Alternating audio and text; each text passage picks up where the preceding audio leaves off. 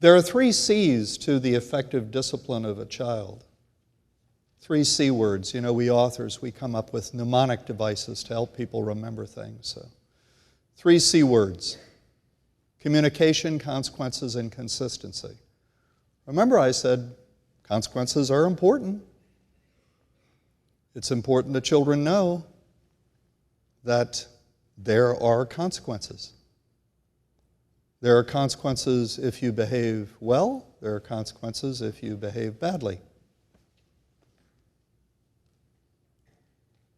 Communication, consequences, and consistency.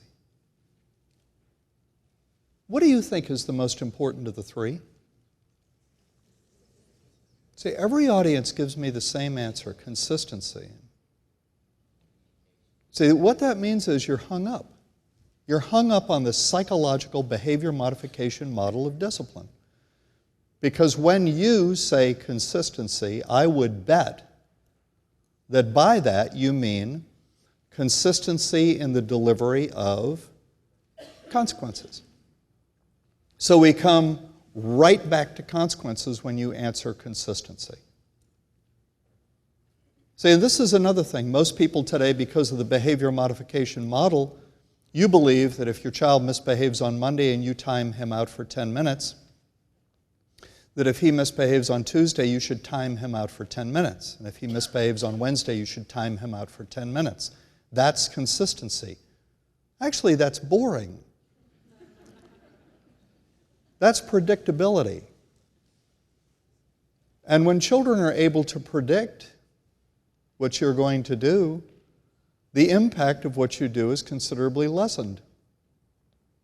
I knew you were going to do that. I don't care. See, again, I'm 60 years old this year. I can tell you, and anybody my age can tell you, that we never knew what our parents were going to do. Oh, there was consistency. We knew they were going to do something. We just never knew what they were going to do. We never knew when they were going to do it. And so you misbehaved, and then you were on your toes. And a couple of weeks might go by. Can I go to such and such place with my friends? No. Why not? I'm done with my chores. It doesn't matter. You're not going anywhere today or the rest of the weekend. Why not? Because of what you did 2 weeks ago.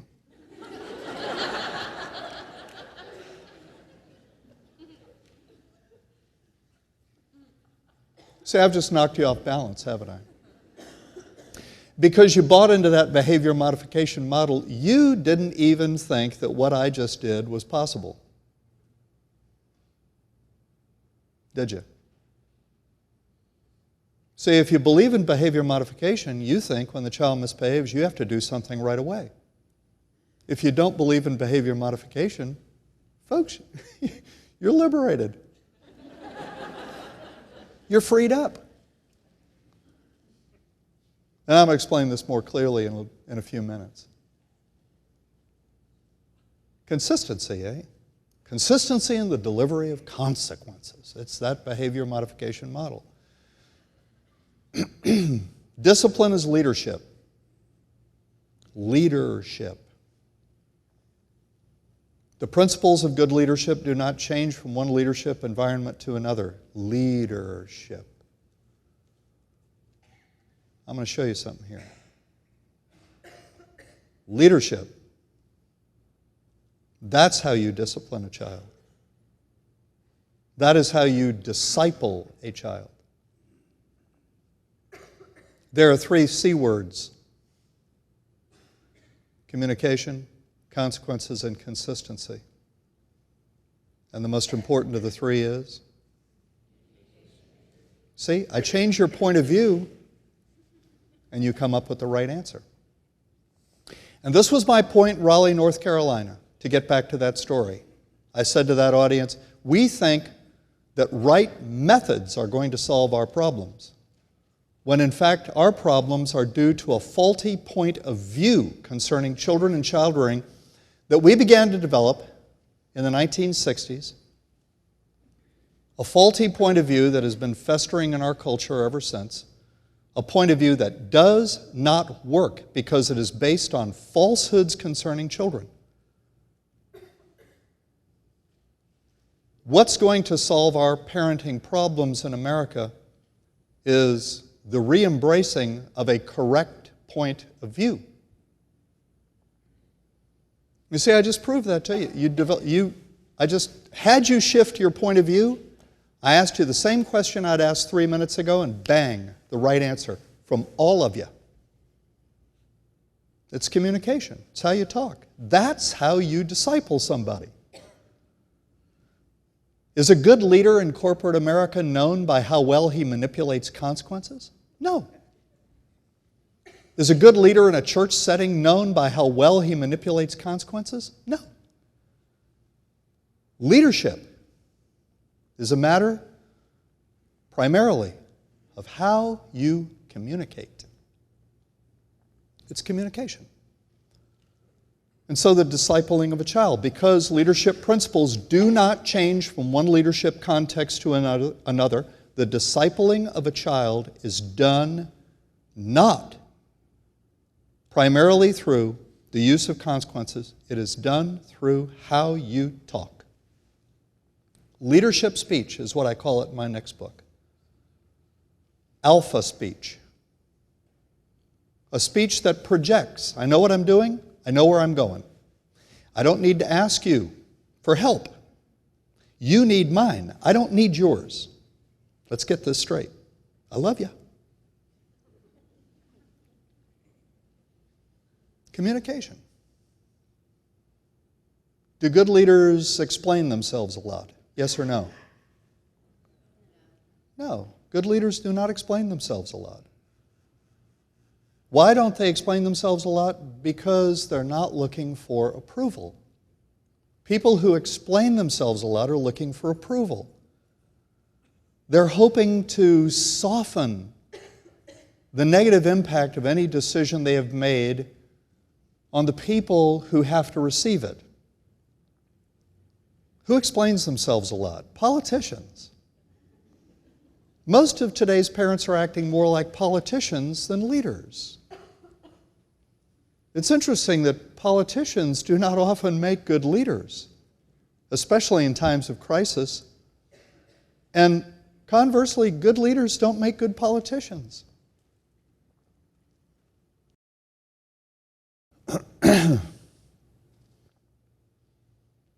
It's how you talk.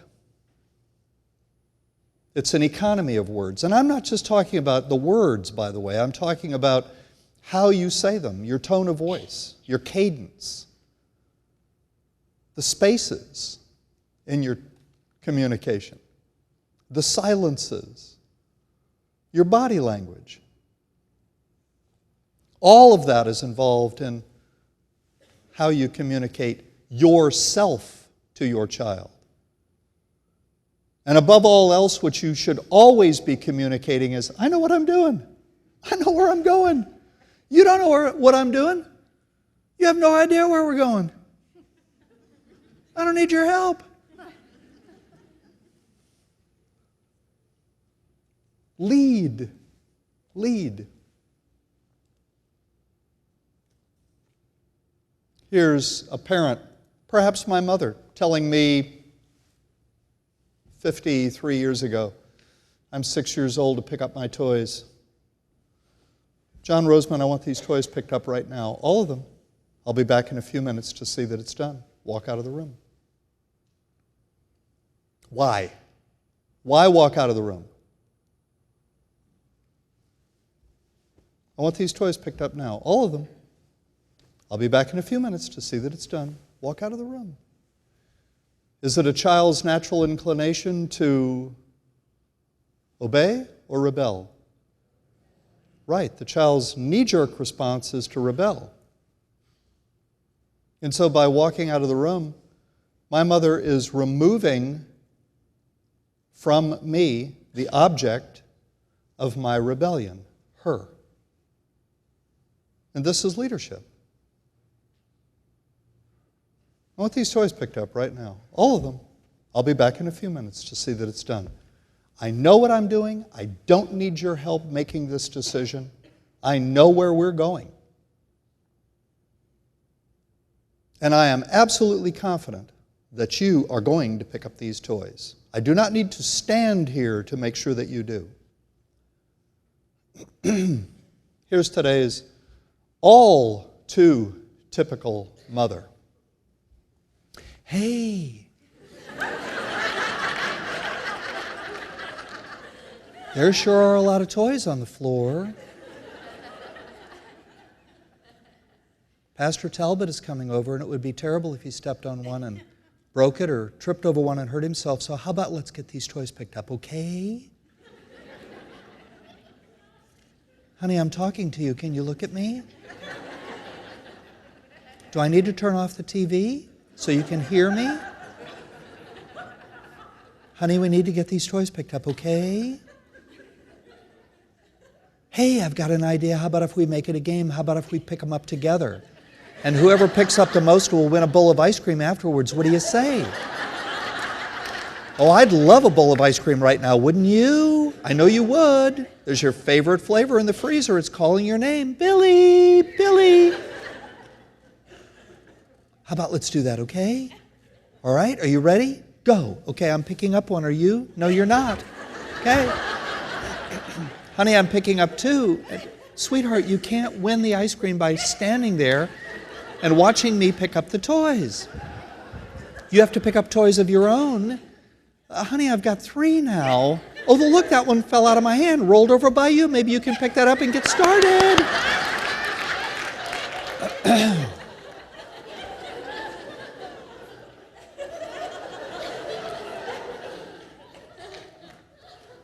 That woman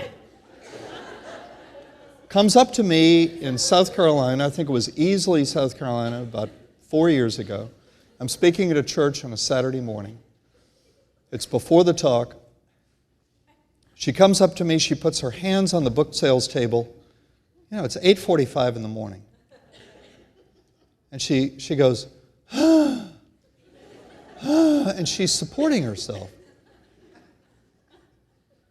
And I said, Madam, can I help you? Is everything all right? Oh, John, I hope I'm in the right place. I hope you can help me. Well, help me out here. What is it that I can do for you? Well, John, I've got a 5-year-old daughter who won't do anything I tell her to do. Now, I know there are people who want therapy at the book sales table. But I really can't do that. You know, there are people who want to talk to me, and I've sort of got to move kind of flexibly out there. And so I've developed this technique of counseling that I call commando counseling. I just get in and create a little disturbance and then get back out again as quickly as I can. Like a commando, see? So she said, I've got a 5-year-old daughter who won't do anything I tell her to do. I said, yes, she will. She surely will. And she looked at me with this perplexed expression. No, John, she won't. Yes, ma'am, she surely will. She will do what she's told. Most of the time, I've never known a 5-year-old who wouldn't do what she was told most of the time. And most of the time is all you can expect with a human being, especially a child. But I've never known a 5-year-old who wouldn't do what she was told most of the time. Well, John, you've never met my daughter because my daughter won't do what I tell her to do at all, ever, any of the time. Here comes the commando. I said, Madam, I know you. No, this is the first time we've met. No, ma'am, I know you. All over America I've seen you with your child. You have? John, I've hardly been out of South Carolina. I've seen you in shopping centers in California. I've seen you in restaurants in Hartford, Connecticut. I've seen you in other people's houses in Florida. I've seen you all over America. I know you. You don't tell your daughter to do anything. You plead, you bargain, you bribe, you encourage, persuade, cajole. reason, explain. And when none of that works, you start getting upset, you threaten, and when that doesn't work, you scream, and then you feel guilty. And then you go right back to pleading and bargaining and bribing and cajoling and explaining and reasoning and encouraging. And then you threaten, and then you scream, and then you feel guilty, and then you plead and you bargain and you bribe and you cajole and you explain and you reason. And she's just standing there with this shocked expression on her face. I said, and around you go. Madam, I'm going to tell you now. Here's the deal. When you and the rest of the members of your generation, and I got to tell you more specifically, your gender, when you start telling your children what to do, your children will begin doing what they are told. It's in the telling. John, I want these toys picked up right now. All of them. I'll be back in a few minutes to see that it's done. That's telling. But I know what's on your mind. I absolutely know what's on your mind. You want to know, well, John, what if you come back in 3 minutes and the toys aren't picked up? That's why we're here, John, to know what to do.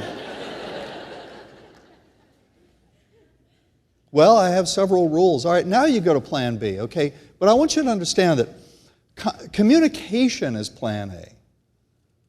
Leadership speech is plan A. Jesus talks about this in Matthew 5:37. He talks to his disciples about the importance of leadership speech, of saying what you mean and meaning what you say. Here's what it says, let your yes be yes and your no be no. Let your yes be yes and your no be no. What a simple idea. How brilliant is that? Just let your yes be yes and your no be no. Say what you mean what you say. Anything else comes from the evil one. Anything else is an attempt to obfuscate, deceive, manipulate. Anything else is an attempt at dishonesty. Anything else comes from the evil one. How many of you can absolutely say, with 100% confidence, John, my children absolutely know? When I say yes, and by that I mean when you say you will to one of your children absolutely know. They will. And how many of you can you honestly say that when you say no, your children absolutely know you mean no? How many of you? John, my children know. My yes means yes, my no means no. Raise your hands. For the record, for those of you listening on CD, there are 250 people here, and there is not a hand in the air. Now, let's do this. Let's replace you with your parents 30, 35 years ago. Your parents are in this audience. I want to show you what we've lost in 30 to 35 years in America. And I say to your parents, and you're going to answer for them, how many of you can say with absolute certainty, John, my children know my yes means yes and my no means no? Raise your hands. Raise them up high, please. Oh, my goodness. My goodness. 200 hands.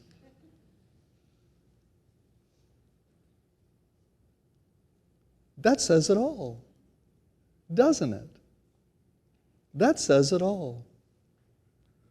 Many of you have wondered why it seemed so much easier for your children to discipline you than it has been for you to discipline your children.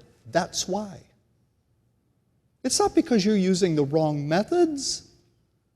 It's not because you haven't manipulated consequence as well as your parents did. It's that you didn't get it. It's all about letting your yes be yes and your no be no. When you say you will, you mean you will. When you say you won't, you mean it won't happen. Not on my watch, period. That says it all. What a neat little demonstration, eh? So here, when you have to go to consequences, plan B. Okay, plan B, consequences. Here are the rules. There are two. Number one, tell them once. Stop insulting their intelligence by telling them over and over and over again. Tell them once. That's what obedience is. Obedience is not the second time or the third time, it's the first time. Don't you all agree with me that you're doing your children a great service that by teaching them that they need to do what they are told the first time they are told? Would you all agree with that? Don't you agree that if you do that, you're doing your children a better service than teaching them that they only have to obey the third time? Wouldn't you all agree with that? Well, then let's all agree that we're just going to tell them once. And that's it. Isn't this simple? This isn't rocket science, is it? And then you do what you can when you can. That's rule number 2. Tell them once, do what you can when you can. I've already given you a little hint about this. Do what you can when you can. Well, maybe you can do something right away. Billy, are you getting ready to go to the movies with me? Yes, ma'am. Well, I've changed my mind. There's no need. No need to get ready. Comes running out of his bedroom. Why? You said a few minutes ago. I know what I said. I said we were going to the movies. And then, I like to leave a neat house. I said, I want these toys picked up. The toys that were in this room right here. And you can walk over here and you can notice they are not on the floor anymore. I said, I want these toys picked up right now. All of them. I'll be back in a few minutes to see that it's done. Now, you can figure out who picked up those toys. And you can figure out why we are not going to the movies. And you walk away. And you see how economical that is? Okay, you're not straining yourself. How many times do I have to tell you?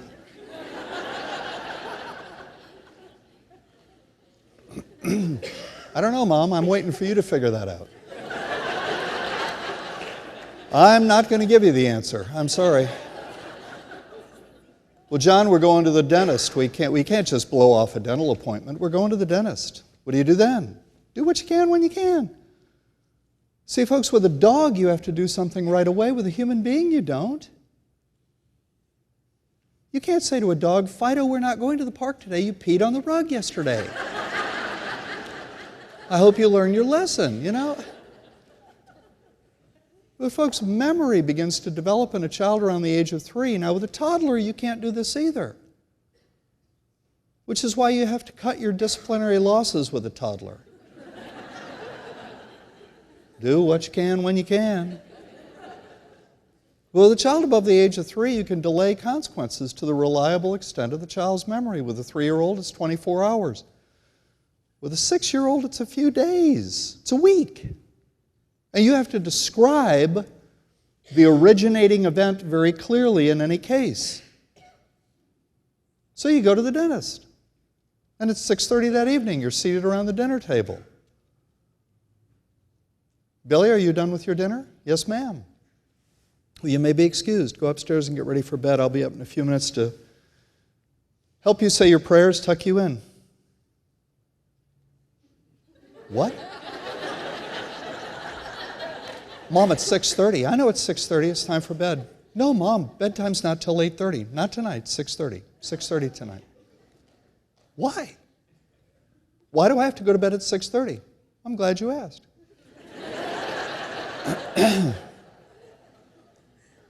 At 3 o'clock this afternoon, before we had to go to the dentist, I like to leave a neat house. You were playing in the den with your Legos and your Matchbox cars. I walked in and I said almost exactly these words: I want these toys picked up right now. All of them. I'll be back in a few minutes to see that it's done. I came back in 5 minutes. It wasn't done. Billy, I went to a parenting seminar a few nights ago. And from now on, I'm only going to tell you once. Because you are gifted.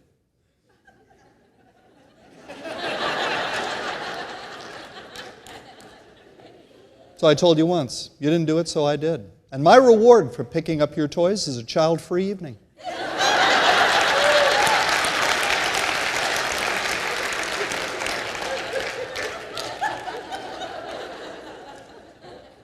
Well, John, maybe you had a lot of errands to run. You didn't get home until whatever, 7:30.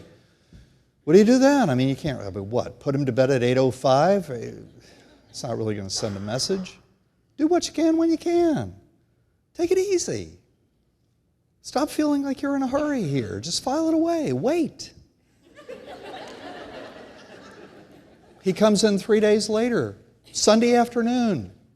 Mom, Charlie's mother's getting a group of kids together to go see that new Disney movie, and she's invited me to go.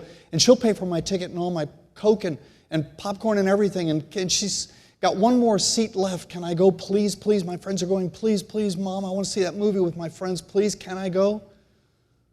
Oh, thank you, Lord. Good things do come to those who wait. I don't know where that is in the Bible, Talbot. It's somewhere, isn't it? Oh, this is a shame. Mom, what do you mean a shame? Mom, Charlie's mom, I know what you said, and I said this is a shame. Mom, what are you talking about? Well, come with me, I'll show you. Yes, it happened in here. 3 days ago, before we were to go to the dentist, I told you to pick up the toys, etc., etc. You didn't, so I did. I think it's a shame. I think it's a shame that because you wouldn't spend 3 minutes picking up your toys 3 days ago, you won't be allowed to spend 3 hours with your friends this afternoon. I think that's a shame. And you walk away. Leaving the child, it's like shock and awe, What just happened? Who is this mother? She wasn't the mother I had last week.